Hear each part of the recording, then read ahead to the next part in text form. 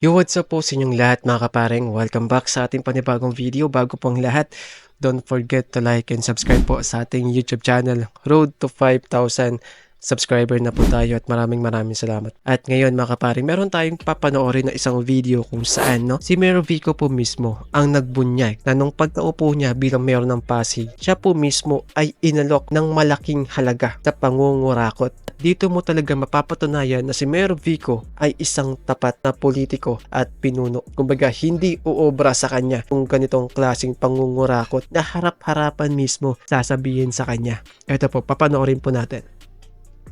May mga laman na dokumento, pinakita nila sa akin. Sabi nila, Mayor Vico, kung gusto mo, dahil ikaw na yung mayor, ituloy na lang natin itong mga to. Meron po doon, proyekto na 20 million. Kung papayag daw ako, that same day, ibibigay sa akin 20%. E di 4 million po kaagad yun.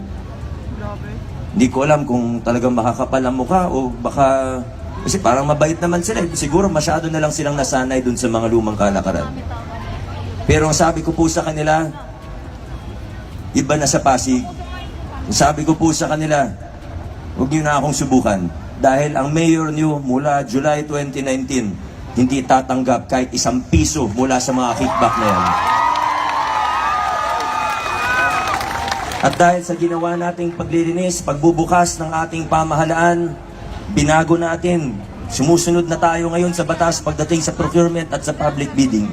Ang resulta po, hindi nyo naman po kailangan maniwala dahil sinasabi ko lang, pwede nyo i-check para sa mga sarili ninyo. Pwede nyo po tingnan yung mga records natin, nagsibabaan yung presyo ng mga pinapagawa ng City Hall by 20 to 30%. Infrastructure projects, talagang bumaba yung presyo. Yung dating napapagawa ng 10 million pesos, ngayon po, yung nananalong bidder, minsan 8 million, minsan 7 million, meron hanggang kalahati ng dating presyo. Ang total savings po natin, dun sa dating napupunta sa SOP, kung tawagin nila, o kickback, ang dating ang titipid natin ngayon na dating napupunta sa kickbackan nila ay more than 1 billion pesos per year. More than. At dahil So malinaw po mga kapareng, maging si Mayor Vico ay inoferan pala dati para lang mangurakot. Piruin mo mga kapareng, 'di ba? Kung ibang kandidato 'yun, okay? Kung ibang mayor 'yun, panigurado tatanggapin na 'yun. O kaya tataasin pa nila yung presyo. Sasabihin nila, "O sige, papayag ako. Basta 5 milyon. Basta 10 milyon. Basta 6 na milyon." Pero ito kay Mayor Vico, imbis na magsabi na taasan mo pa yung presyo, hindi niya po, 'di ba? Hindi niya hinayaan. Hindi niya hinanggap yung offer sa kanya. Yun po ang kagandahan dito mga kaparing kay Mayor Vico, kung saan makikita mo talaga sa kanya yung pagiging tapat, mahusay na isang leader ng isang lugar, na sana ay madadala po ni Mayor Vico ang gantong kaugalian pag siya ay tumakbo na po bilang Pangulo 2034. So, by that time po ay siya qualified na po sa kanyang edad para tumakbo sa pinakamataas na posisyon. Ito po ang kailangan natin. Ganitong mindset po ng isang leader ang kailangan natin. Sana po balang araw ay mapakinabangan po ng Pilipinas ang katalinuhan, katapatan, kagalingan, kahusayan ni Mayor Vico. Yan po ang kailangan natin mga kaparing. At sana po dumating yung araw na tayo naman po, buong Pilipinas naman po yung paglilingkuran ni Mayor Vico. Kasi biruin mo. Napakalaking pera po ng 4 na milyon. Magkano lang po ang sinasahod ng isang mayor? I guess kung hindi ako nagkakamali, mga 150 o 200,000 per month. Biruin mo, easy money na po yun . Yung 4 na milyon, aabutin pa po ng taon bago niya kitain yun ni Mayor Vico. Taon pa po ang aabutin bago niya kitain yung 4 na milyon, sa pagiging mayor lang. Kung aasa lang po siya sa sahod ng pagiging mayor, aabutin pa po ng taon. Pero hindi mga kaparing, talagang makikita mo kay Mayor Vico ang pagiging tapat na mayor ng lungsod ng Pasig. Kaya nga po hindi na po nakakapagduda, gaya nga po ng sabi ni Mayor Vico, bumaba po yung presyo ng mga proyekto kung saan dating napakamahal, napakataas, pero ngayon bumaba po ng 20 to 30%. Si Mayor Vico lang po ang nakagawa niyan sa buong Pilipinas. Hindi po yan nagawa ng dating administrasyon ng Pasig. Ganyan po kahusay, katapat, kagaling si Mayor Vico. Kaya hindi na po nakakapagtaka na siya po ang pinaka-trusted na mayor sa buong Pilipinas. At siya po ay naparangalan sa Amerika, no? Bilang, yun nga, anti-corruption na politiko sa buong mundo. Grabe mga kaparing.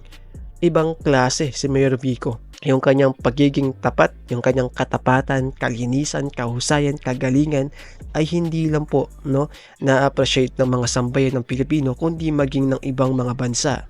'Di ba? Pero sadly po mga kaparing, nakakalungkot lang. Meron pa ding mga Pasigueño at meron pa ding mga Pilipino ang walang bilib kay Mayor Vico. Meron pa rin sa kanila ang patuloy na sinisiraan si Mayor Vico. Kahit ano pang paninira ang gagawin nyo kay Mayor Vico, hindi po nito mababago ang katotohanan na si Mayor Vico lang po ang nagpabago sa lungsod ng Pasig.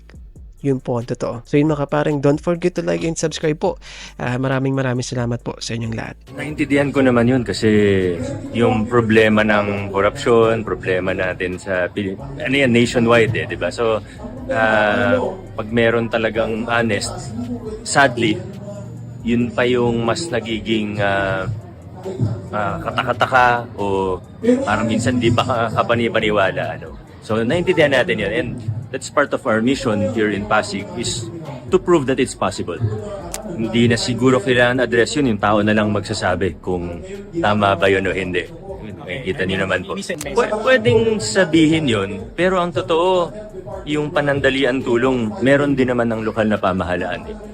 Medical assistance, financial assistance, yung tulong sa senior citizens.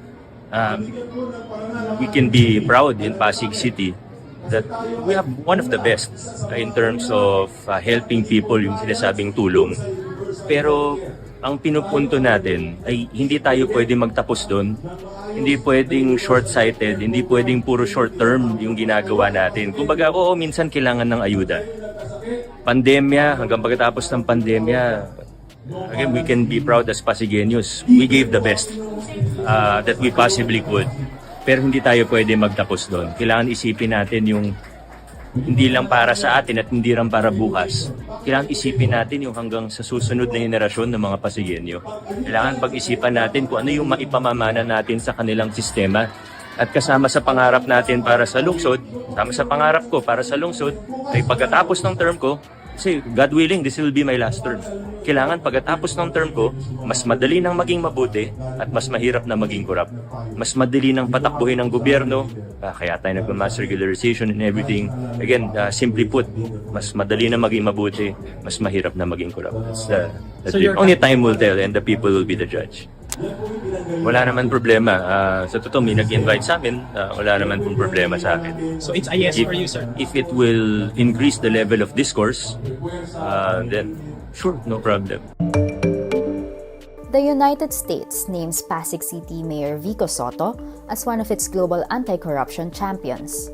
He is the only Filipino among the 12 chosen from around the world to be honored under the new initiative of the Biden administration. In a statement Monday, February 23, U.S. Secretary of State Antony Blinken says, "The International Anti-Corruption Champions Award recognizes individuals who have worked tirelessly to defend transparency, combat corruption, and ensure accountability in their own countries." The U.S. State Department describes Sotto as a standard bearer for a new generation of Philippine politicians who prioritize anti-corruption and transparency initiatives in their election campaigns and in office. It also notes that aside from breaking the nearly 3-decade rule of a political dynasty in his city in 2019, Sotto succeeded in pushing for the Freedom of Information Ordinance in Pasig that allowed residents easy access to public documents.